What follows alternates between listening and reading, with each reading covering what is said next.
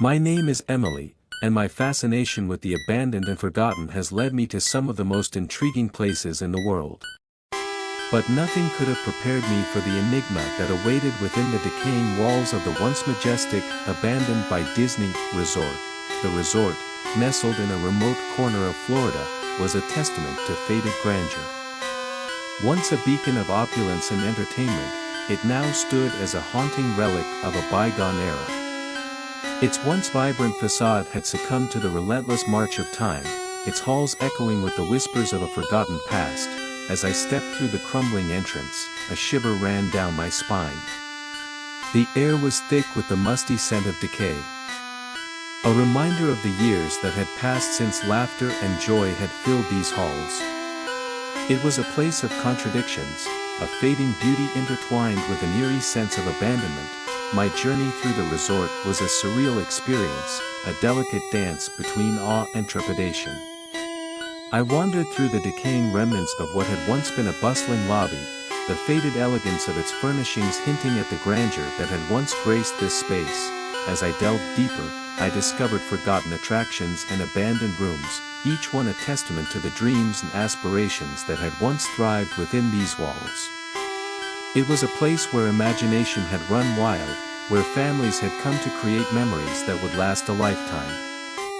Yet, as the day waned and the sun dipped below the horizon, a palpable sense of unease settled over me. The resort seemed to come alive in the fading light, its shadows dancing with a life of their own. It was as if the very essence of abandoned by Disney resisted the encroachment of darkness. That night, as I settled into an old, creaking bed in one of the forsaken rooms, I couldn't shake the feeling that I was not alone. Whispers seemed to drift through the halls, soft and indistinct, yet carrying an unmistakable weight of presence. It was a sensation that danced on the edges of my consciousness, a reminder that the past was never truly gone.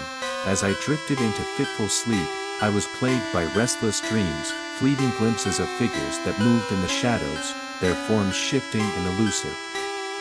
It was a night filled with a sense of disquiet, as if the very walls of the resort held their own secrets, waiting to be unearthed.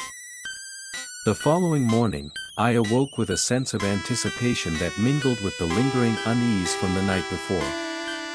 The resort seemed to greet the new day with a somber elegance, its faded beauty bathed in the soft glow of the rising Sunday. Determined to unravel the mysteries that, abandoned by Disney, held, I ventured deeper into its forsaken halls.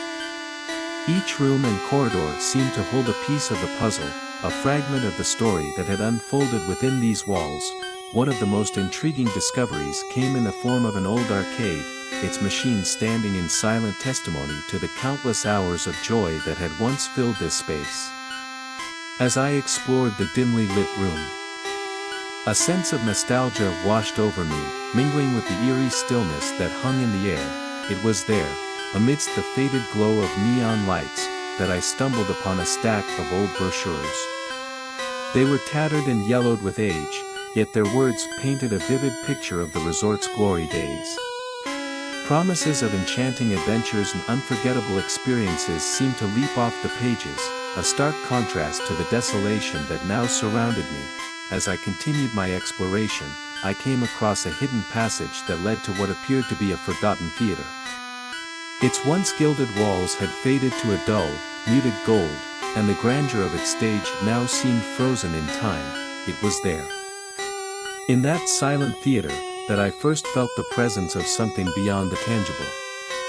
Soft whispers seemed to brush against my skin, their words lost in the ether, yet carrying a weight of significance. It was as if the very walls themselves held memories, eager to be shared. That night, as darkness once again settled over the resort, I returned to the theater, a sense of anticipation coursing through me. It was there that I caught my first glimpse of the figure, a fleeting shadow that danced on the edges of my vision.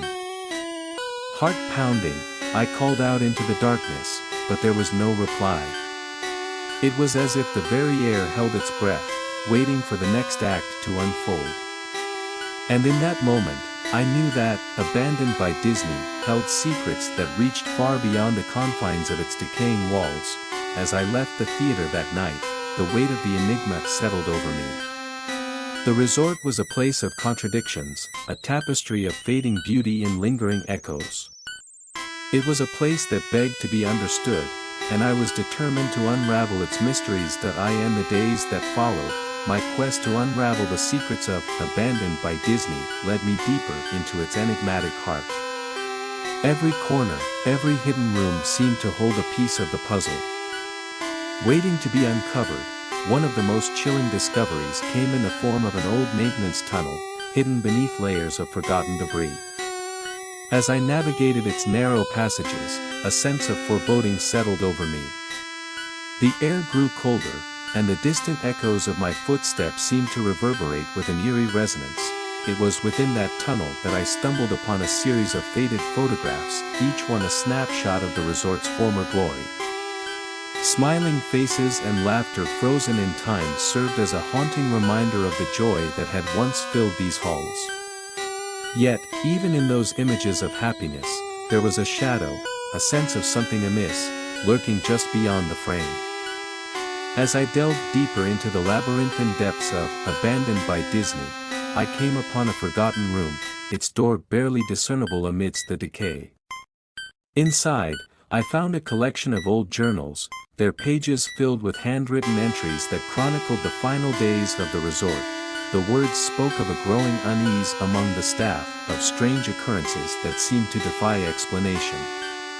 Whispers in the night, glimpses of figures that vanished into thin air, the entries painted a portrait of mounting dread. It was then that I stumbled upon a revelation that sent a chill down my spine. The resort had been closed not due to financial troubles, as the official record suggested, but rather in the wake of a series of unexplained incidents. The last journal entry spoke of a nightmarish event that had unfolded within the very walls of Abandoned by Disney. The author described a figure, tall, with hollow eyes and a twisted grin, that seemed to materialize from the shadows.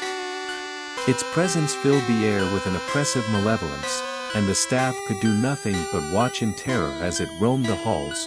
In the end, it was this sinister presence that had sealed the fate of the resort, driving those who remained to flee in a desperate bid for survival. As I read those words, a shiver of understanding washed over me. The figure described in the journal was the same shadowy presence I had glimpsed in the theater. It was a revelation that left me breathless, a confirmation that the secrets of Abandoned by Disney were darker and more haunting than I could have ever imagined.